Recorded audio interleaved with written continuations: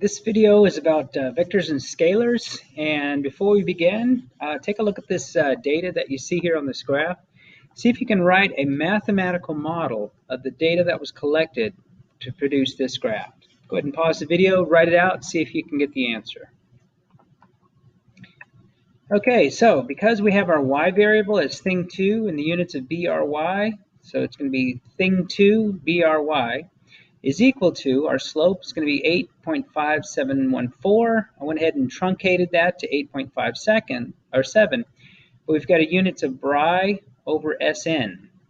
And then we have our x variable to be thing1 in Sn's. And this is the proper mathematical model of the data that was collected in that lab.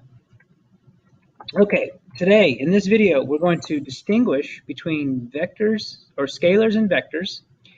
Then we're going to distinguish between distances and displacements, and then we're going to learn some characteristics of vectors. Make sure that you've read section 3.3 on pages 55 to 61. That's going to be relevant to this information that I'm going to give you in this video here. So let's start off with scalars. Scalars are a quantity that only tells you the magnitude or how much of something. And a couple of examples would include things like the mass of an average marble is 4.5 grams, or the average human body temperature is 98.7 degrees Fahrenheit. And Mr. Watson can run 100 meters in 9.1 seconds, which we all know, of course, is not true. Make that more like 19.1 seconds, but that's not the point. The point is that all of these values, 4.5 grams, 98.7, that should be Fahrenheit, 100 meters, and 9.3 seconds are all scalar quantities because they only tell you how much or the magnitude of something. And here's a couple of examples of scalars. The most common ones are going to be used are distances. Here we've got ham sandwich. This is about 3.5. Well, the problem that I have with these signs here is that you don't know if it's 3.5 meters, 3.5 kilometers. In this case, it might even be 3 raised to the 1/2. I have no clue, but that's the idea here. With Rochester and Buffalo, I'm assuming Rochester is 58 miles away and Buffalo being 118 miles away. But either way, all three of these are going to be considered scalars because they're telling you just how far something is, and that's it, nothing more. But scalars are very confusing simply because they do not tell you which direction you're going. So vectors, on the other hand, they will tell us both magnitude and direction of a number. And we're going to represent these vectors as arrows. Here I have 3 examples of arrows. First one here, I have this thing here. It's called the normal force. It's the force of the surface acting on an object, and it's pointing directly up, perpendicular to the surface, but it's an arrow. The second one is the weight here. It's the center of mass, and it's pointing down. It's the force of gravity pulling down on a mass. I'm going to call that weight. And then over to the right here, I have what's called a vector field. It's a bunch of vectors that are being plotted on a surface here. And what we can see with these vectors is that each one of these are unique and they have a certain magnitude or how long they are, and they're pointing in certain directions. The ones over here to the left or down here are smaller compared to the ones over here. So there's different sizes and there's different lengths. Now remember, scalars just tell you how much, but vectors will always have a direction. North, west, south, and east, northeast, southwest, east of north, west of south, up, down, left, and right, positive and negative, 10 degrees, 30 degrees, 77 degrees, and 256 degrees. Every one of these are telling me that I have a vector because they tell me some sort of direction. So, scalars can never be negative, but vectors can be both positive or negative. Okay, that's because when we put our vectors on, when we work with vectors, we always put them on a coordinate system. So the coordinate system that I've chosen to put on my vectors here, or put my vectors on here, is a Cartesian coordinate system. So we can define anything going to the right, anything going up is going to be positive. Anything going down or to the left, we'll say that's negative. So when I draw my vectors, I can draw them as either being positive or I can draw them as either being negative. Remember, with coordinate systems, you can change the coordinate systems any way you like, as long as you're consistent throughout the problem. I could very well switch the positive and negative of all of these and come up with a new coordinate system. Just remember that when I do that, I have to stay consistent in my coordinate system.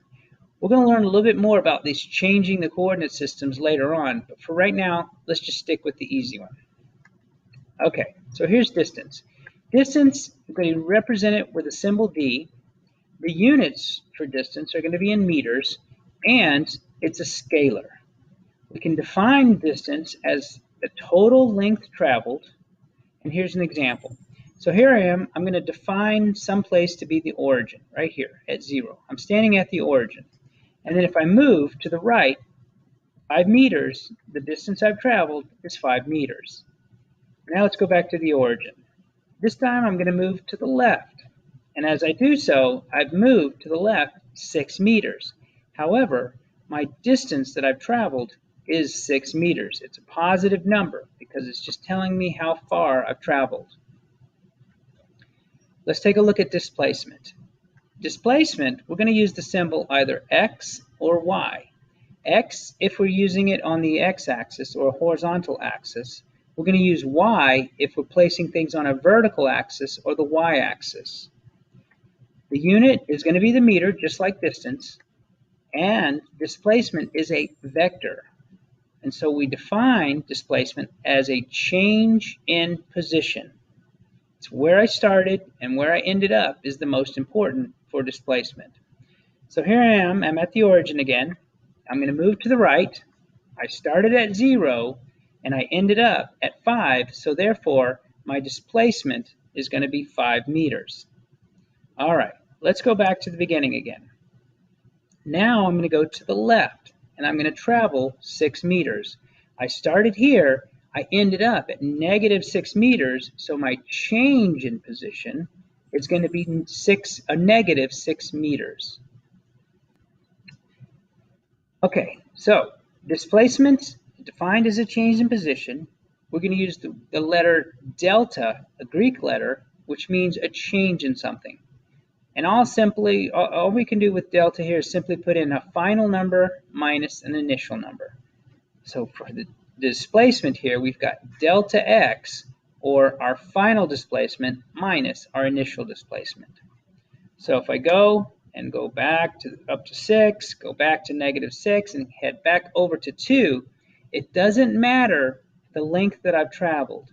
All that really matters for displacement is where I started and where I ended up. So in this case, my displacement is my final position minus my initial position, or 2 meters minus 0 meters, or just simply 2 meters. Let's take a look at the difference between the two here on a two-dimensional graph. So I'm starting at -3, and if I go over and then straight up, okay, what I've done is I've traveled 12 meters. I've traveled a certain distance over and a certain distance up. However, because of my displacement, what really matters is where I started and where I ended up. My displacement is going to be 8.6 meters at 35.5 degrees north of east. Let's take a look at another one here. So if I start at -3 and go over, then I'm going to go down to the left and back to where I started, the distance that I've traveled is the total length of all these numbers of 22.